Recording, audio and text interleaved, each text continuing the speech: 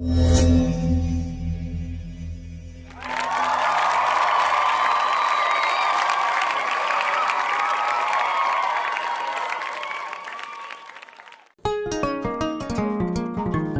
के पास नदी के किनारे ही एक बहुत बड़ा जंगल था। उस जंगल में हजारों पेड़ पौधे थे। उनमें से 2 पेड़ गहरे मित्र थे जो एक दूसरे के अगल बगल में उगे थे। उस जंगल में कई जंगली जानवर रहा करते थे। उन जानवरों में एक शेर भी था जो अन्य छोटे जानवरों को मारकर खा जाया करता था। जानवरों का शिकार करके उन्हें पेट भर खाता और बाकी बचा मांस यूं ही छोड़कर चला जाता था। सड़े हुए मांस के कारण जंगल में बहुत बदबू फैलती थी और जंगल की हवा प्रदूषित होती थी।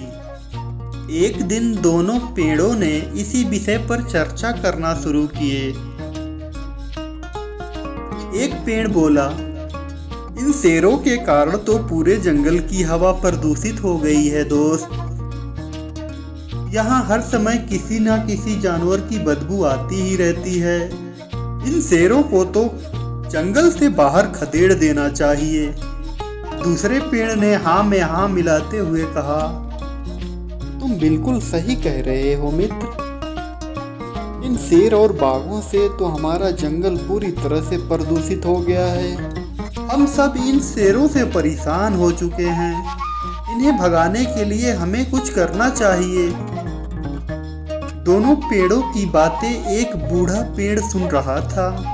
वो कहने लगा, तुम दोनों क्यों मूर्खता भरी बातें कर रहे हो? क्या तुम्हें पता नहीं कि शेर जंगल का राजा होता है? उन्हीं के वजह से हम लोग सुरक्षित हैं। इनके डर से कोई लकड़हारा इस जंगल में लकड़ियां काटने नहीं आता। शेर चले गए तो हम भी कुछ दिनों के ही मेहमान होंगे। बूढ़े पेड़ की सलाह पर दोनों पेड़ों ने कोई ध्यान नहीं दिया। वे किसी तरह शेरों को जंगल से बाहर भगाना चाहते थे। उन्होंने सोचा क्यों न किसी तरह शेरों को डराया जाए ताकि वे जंगल छोड़कर भाग जाएं। उसके बाद आपस में सलाह करके दोनों तेज हवा के साथ अपने जगह पर जोर से हिलने लगे।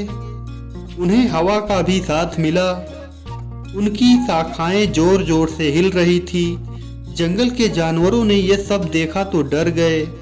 उन्हें लगा कि जरूर जंगल में कुछ न कुछ होने वाला है और इन दोनों पेड़ों का इस तरह हिलना ये अच्छा संकेत नहीं है। वे सब जंगल छोड़कर जाने लगे। शेरों ने भी जब देखा इन पेड़ों को हिलते डुलते तो ये सब भी घबराकर जंगल से बाहर जाने लगे। यह देखकर दोनों पेड़ बहुत खुश हुए और कहने लगे कि अब जंगल शुद्ध हो गया।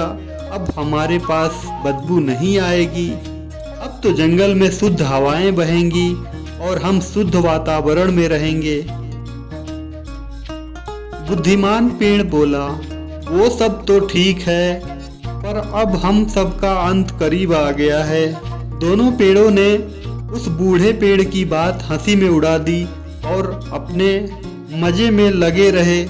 वे खुशी से फूले नहीं समा रहे थे, लेकिन उनकी खुशी कुछ दिन तक ही चली। जैसे ही गांव में बात फैली कि शेर अब जंगल छोड़कर चले गए हैं, तो कुछ लकड़हारे कुल्हाड़ी लेकर जंगल पहुंच गए।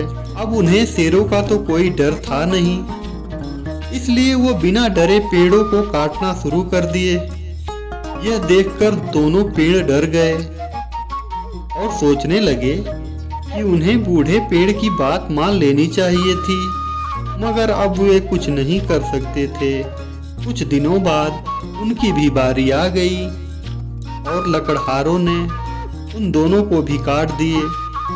इस तरह से पूरा जंगल वीरान हो गया।